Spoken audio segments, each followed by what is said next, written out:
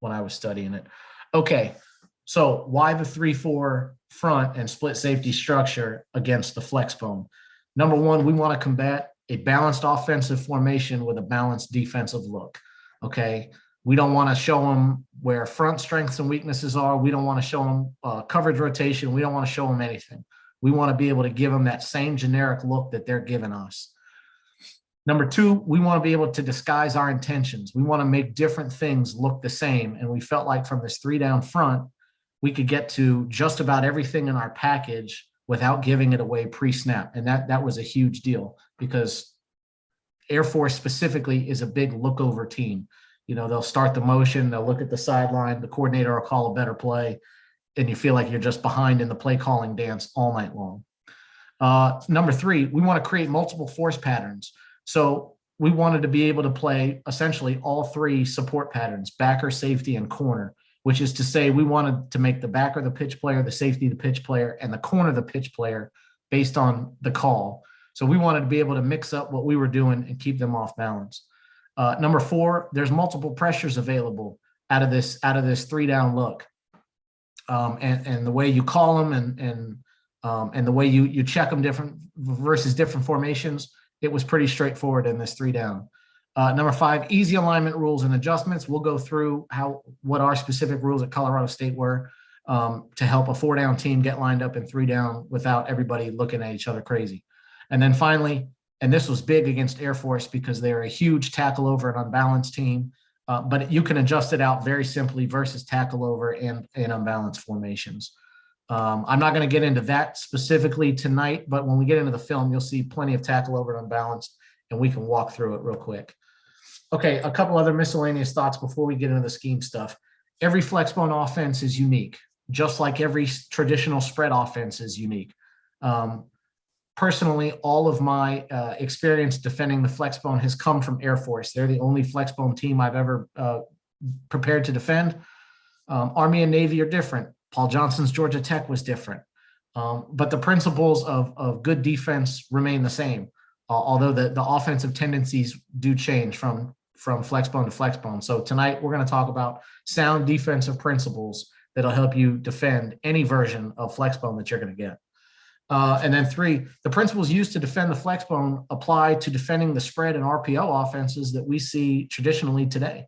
And so it's really important that you take these principles we're going to talk about tonight and transition them into your normal defensive structures. Great defensive schematics don't change. The rules of great defense are the same today as they were years ago. Okay, a few more small things. Waiting until game week to teach option responsibilities is a recipe for disaster. You need to dedicate some of your off-season time, your spring practice, fall camp, and if you're fortunate enough to have a bye week before you play the opponent, spend some time in all of those periods working your option responsibilities.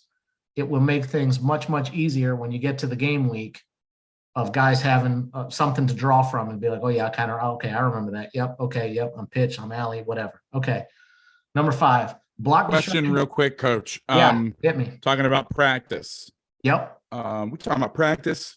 A lot of guys, especially like for Georgia, Georgia Tech was their true rival, right? I mean, their natural rival. I believe, don't hold me to this, that they spent 10 to 15 minutes every Sunday. I know that at Millsaps when we played Sewanee, because it was later in the year, we spent 10 minutes every Sunday. We had a Sewanee period. And a lot of time, I think, Leck may kill me for saying that wrong, but did you have like a set period, or did you play them too early in the season? No, we were fortunate in 2019, we played them the week after a bye week. So we essentially got 2 weeks of practice leading up to it. But we spent time in training camp working on this. Late in training camp, that last week of training camp is pretty generic. And so we spent time that week working on this stuff. And then that was when I worked for Mike Bobo. And then when I worked for Steve Adazio, we had a Falcon period on Sundays. We were kind of a Sunday practice team. We put together a Falcon squad, which is basically it was really the two offense he gave to us. And we spent time on Sundays doing the same thing. I think in the 2 or 3 weeks leading up to the game, we did the same thing. We spent 10 minutes on Sunday walking through some of the base calls. And not only is it to help your defensive guys, but it really helps them get a feel for the plays they're going to be running when you get to the game week. It really cleans up the look and the rules for the blocking scheme, because now the scout team has gone through it as well. So that was great. That is something we did do, and it did pay dividends for us. So I would recommend that if you have an opportunity, if your head coach is fine with that, that would be quite useful to find 10 minutes, like you said, on a Sunday, on a Monday, whatever your practice schedule week looks like. Carve out 10 minutes a week and just stay fresh on this stuff. It'll make a big difference come game week. So finally, number 6, it's very difficult for a scout team to give you a good look. Even if they can execute the blocking schemes, the speed at which a good Flexbone team plays will take a series to get used to. The first year we played them, the first drive we get off the field and all the guys come over and sit down and they're like, wow, that happened really quickly. Like, yeah, it's going to take you a series to adjust. So no matter how good your scout team can do, they're going to do it much better. Okay. So let's get into some of these basic alignment rules that we have. Okay. So basic Flexbone formation here. For us, we decided, to align ourselves right and left, and we made it an automatic right call for the front. Okay, so our end, our Sam, and our Mike backer always went to the right. The tackle, the Fox, and the Will backer always went to the left.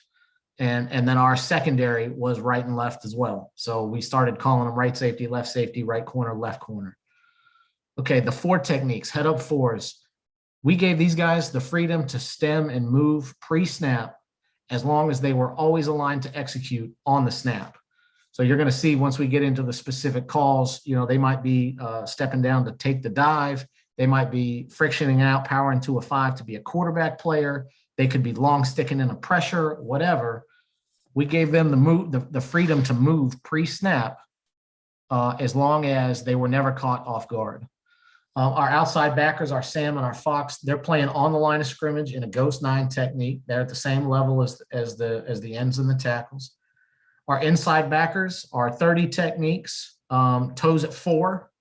And having gone through this a couple times, if your inside backers are having a hard time with these reads, back up a step. We'll get into that later, but you'd rather be late than wrong. So back them up and give them 1 extra count. To read and react. Corners 8x1 inside leverage of the widest, and then the safeties are 8x2 of the end man on the line of scrimmage, and we're talking about the tackle, not the wing. So there's a very generic base alignment right here, right and left. You never have to worry field or boundary. And then as you'll see as we built the defense, the right and left alignment really helped. So Coach Gaylor's in here asking why 4s and not 4 eyes. You'll see in most of these calls, we end up aligning in a 4-eye because most of the calls to execute these tackles and ends become dive players. And so rule number 1 for defending the Flexbone is deny the dive. If they can hand it off to the fullback every play of the game and win, they'll do it.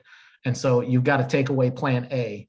And that means getting these guys playing 4 eyes, moving flat, and tackling the fullback all game long. So we'll get into that.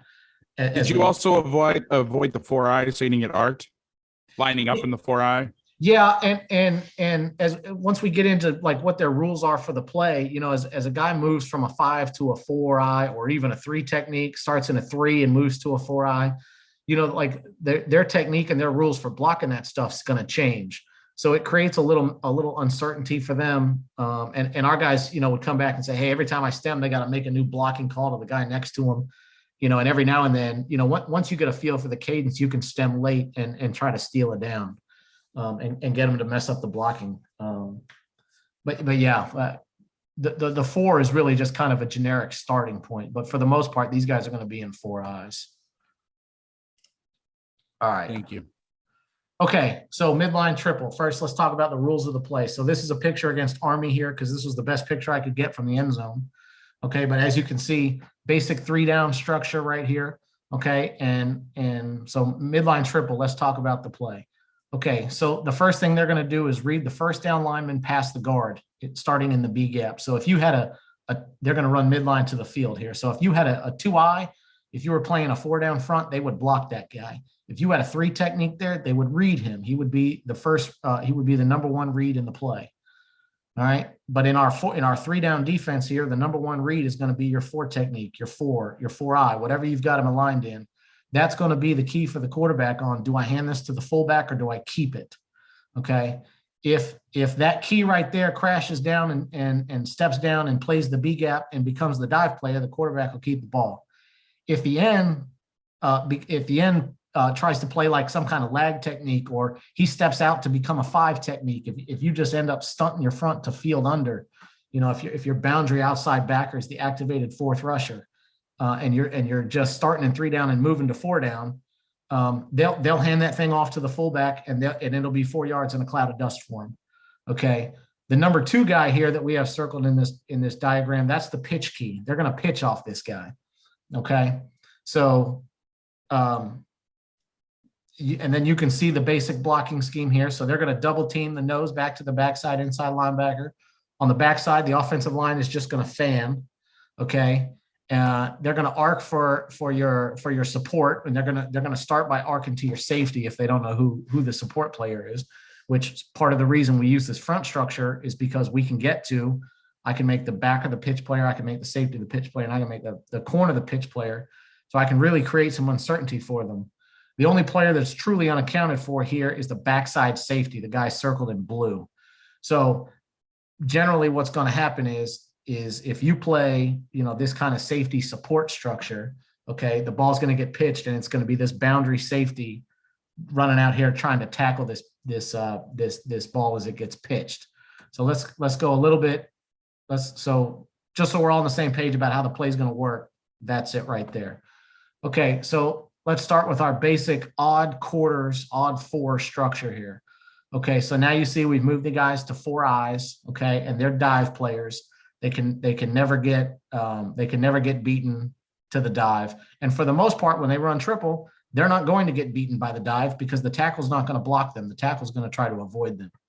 Okay, so looking at this little diagram here, okay, standard quarters teaching is safety support. Okay, so this meaning the safety is the pitch player. Okay, so if we're looking in the box on the left, when they run this twirl motion, okay, they're going to come block this pitch player with the H back. Okay, and it's going to be your right safety who's going to run over here, realize that his pass threat has blocked, and he's going to essentially replace and go tackle the pitch. That was the diagram we looked at in the first drawing there.